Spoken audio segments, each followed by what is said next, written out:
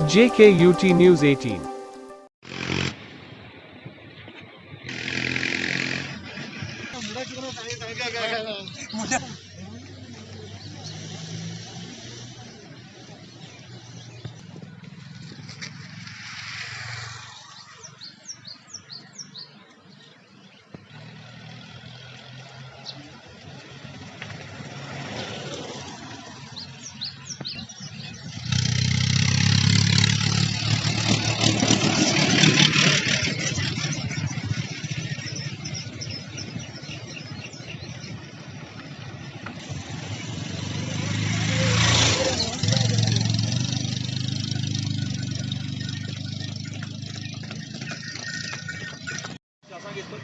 कितनी बार रिपेयर होना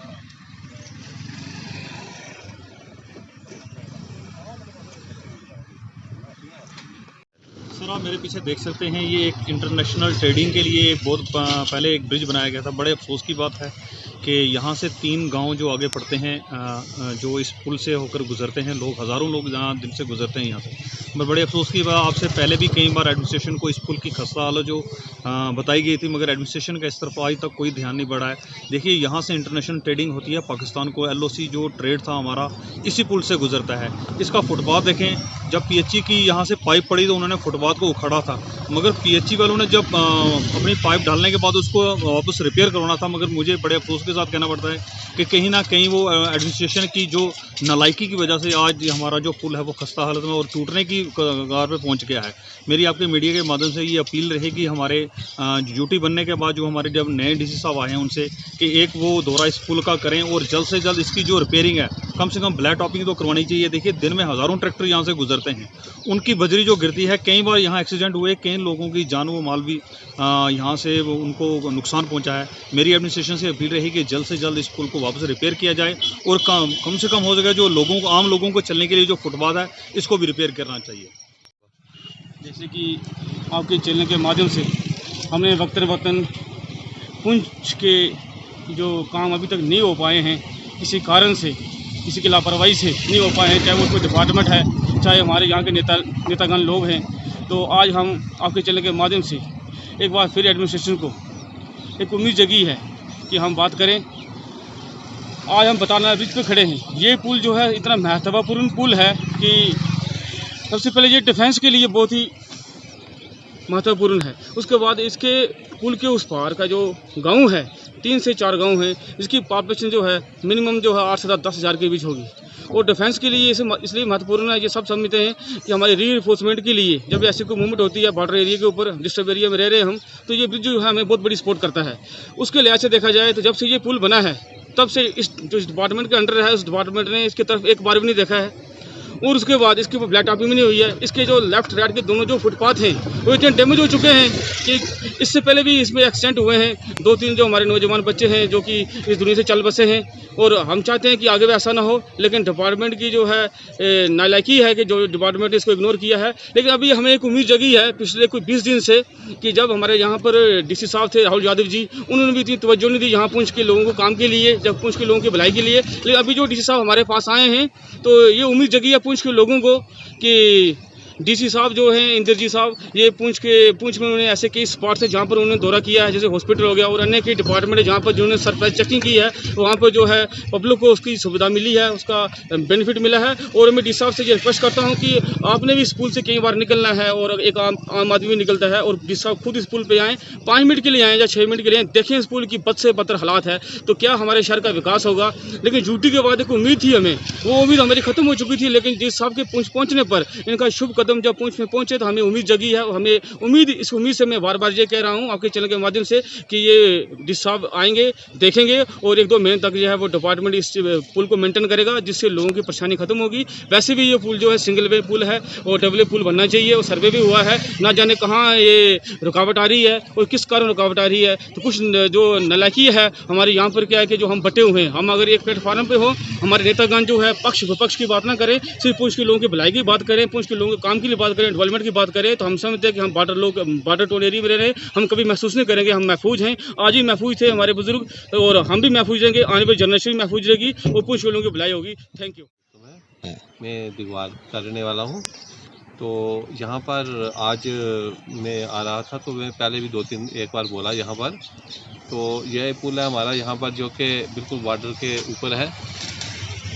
तो इसकी जो हालत है बहुत खस्ता है, क्योंकि पहले भी बहुत लोग कह चुके हैं और डिपोटेशन भी पेश हुए, मीडिया वालों चारों ने बड़ी हमारे साथ हमदर्दी की।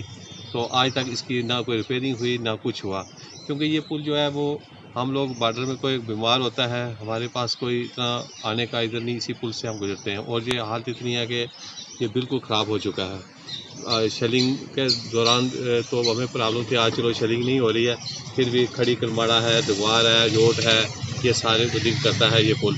पर गवर्नमेंट की कहते हैं कि यूटी बनने से हर चीज़ की डेवलपमेंट हो गई है, पर इसकी तरफ किसी ने तवज्जो नहीं दी कि इसको ठीक किया जाए। ये हाल तो इसकी देखो बिल्कुल ख़राब हुई है, खड्डे पड़े हुए हैं पूरे एरिए में, आदमी नहीं चल सकता है, गाड़ियों में भी प्रॉब्लम है। पिछले दिनों में एक यहाँ एक्सीडेंट हुआ है, जो होल बने हुए हैं इनकी वजह से, तो 16-17 साल का लड़का वो उसकी डेथ हो गई थी।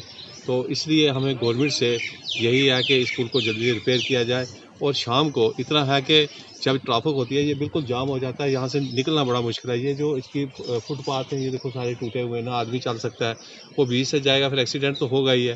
फुटपाथ सारा टूटा हुआ है इस वक्त सारा, तो क्योंकि इसका ये इसलिए रात को ट्रैक्टर गाड़ियाँ जो भी हैं, कोई इधर चलती है कोई इधर जाती है, उससे लोग भी डिस्टर्ब हैं, बहुत परेशानी होती है।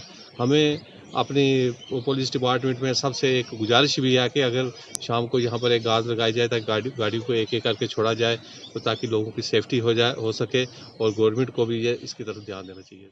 आपको बताते चलेंगे इस समय हम बताड़ ब्रिज पे हैं और कुछ बुजुर्ग हमारे साथ चल रहे हैं। सर आपका नाम? शरीफ साहब। आएंगे जो आप यहाँ पे आए तो बताड़ ब्रिज की देखिए आपने, काफ़ी खस्ता हाल है, पैदल चलने वालों के लिए काफ़ी परेशानी आ रही है, तो क्या कहना चाहेंगे?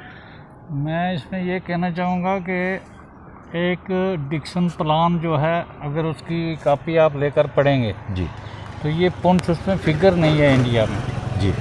कि हमारी बदनसीबी है पुंछियों की, कि हमारा मैक्सिमम एरिया जो है वो पाक ऑक्युपाइड कश्मीर में है जी। और बीइंग पुंछी, मैं ये अगर कहूँ कि एडमिनिस्ट्रेशन को ये भी नहीं पता है कि हमारे कितने गांव उधर हैं, लेकिन उधर का अगर नहीं पता, इधर का पता होना चाहिए। आज एसपी और डीसी साहब भी इधर से कहीं गुजरे हैं जी। जब एडमिनिस्ट्रेशन को कोई इन लोगों की परवाह नहीं है जी। डूबे मरें नदियों में बह जाएं जी। किसी ने क्या, वहाँ एक जगह आप देखो 59 में यहाँ 2 फौजी फंस गए थे जी। आप छोटे हैं मुझे लगता जी है जी। तो 2 फौजियों जब दरिया में फंस गए पावे पे, तो सारी पुंछ 10 दिन वहाँ इकट्ठी रही दरिया के किनारे, जब वो सेफ वहाँ से निकाले। आप समझ रहे हैं मेरी बात? पर आज की जो हमारा चर्चा है, हम बेसिकली तो जो बताड़ मोदी ब्रिज साहब का जो दावा है ना जी, मोदी साहब का दावा भी ठीक है और वो ग्रांट भी दे रहे हैं जी, इसमें कोई दो राय नहीं जी, ये इसके साथ एक और पुल सैंक्शन है जी, इसके पीछे एक और पुल सैंक्शन है जो मुझे नॉलेज है, जमुरिया कर भी हाँ 2 पुल सैंक्शन है। जी। ये 4 लेन रेड बॉर्डर तक जो है ये सैंक्शन है जी। लेकिन लोकल एडमिनिस्ट्रेशन क्या कर रही है, लोकल की लीडरशिप लोकल क्या कर रही है, किसी को परवाह ही नहीं। तो सर हमने देखा पैदल आ रहे थे तो फुटपाथ जो है, मैं गया भी पैदल, आया भी इसलिए कि गाड़ी पे इतने जंप लगते हैं बुढ़ापे में, हम वो बर्दाश्त नहीं कर सकते, पैदल अच्छा हो रहा है। तो आखिरी सवाल मैं आपसे पूछना चाहूँगा, आप कह रहे हैं कि पिछले 40 साल से मैं जम्मू हूँ, तो मतलब आप कह रहे हैं कि अभी हाल ही में जो पिछले साल से हमारी जम्मू कश्मीर को यूटी में तब्दील किया गया है, तो आप क्या समझते हैं कि यूटी के बनने के बाद जो डेवलपमेंट जो है वो ऐसे जो हमारे पुंछ जैसे एरिया हैं उनमें हो रही है, तो क्या नहीं हो रही है? नहीं, मैं ये कह रहा हूँ कि सेंटर जो है वो सब कुछ कर रहा है जी, सेंटर आपको ग्रांट्स भी दे रहा है जी, और यहाँ पर एक कंपनसेशन बन रहा था रोड का, जी, जी, जो कलाई ब्रिज से 4 लेन रोड नई बनने वाली है। मैं वहाँ एक दिन गया, लोग रो रहे थे जी हमारे मकान के, जी, मैं खुद गया वहाँ, मैं आया हुआ था जम्मू से, मैंने कहा मकान के जो है आपको 400% जबराना मोदी जी दे रहे हैं जी। क्या ज़िंदगी में कभी सुना? 100 रुपया मुआवजा बनेगा, 400 रुपया उसके साथ जबराना। मैंने कहा आप जैसा किस्मत वाला कौन है, बनने दो, ये डेवलपमेंट होने दो। तो कहीं ना कहीं देखा जाए कि लोग, एडमिनिस्ट्रेशन की सुस्ती है, किसी को इंटरेस्ट नहीं। कहीं ना कहीं लोग यही मान के चल रहे हैं कि जो सेंट्रल गवर्नमेंट है, जो मोदी सरकार है, वो डेवलपमेंट के नक्शे पर खरी उतरी है, लेकिन जो लोकल एडमिनिस्ट्रेशन है वो इस पर गौर नहीं कर रही, क्योंकि आप देख रहे हैं कि बताड़ के ब्रिज की हाल काफ़ी देर से खस्ता है और हम आज नहीं इससे पहले भी कई बार बोल चुके हैं, लेकिन एडमिनिस्ट्रेशन के कान पे जूं तक नहीं रखी। वीडियो जर्नलिस्ट सनी शर्मा के साथ मैं निपुण गुजरिया, JKUT न्यूज़ 18।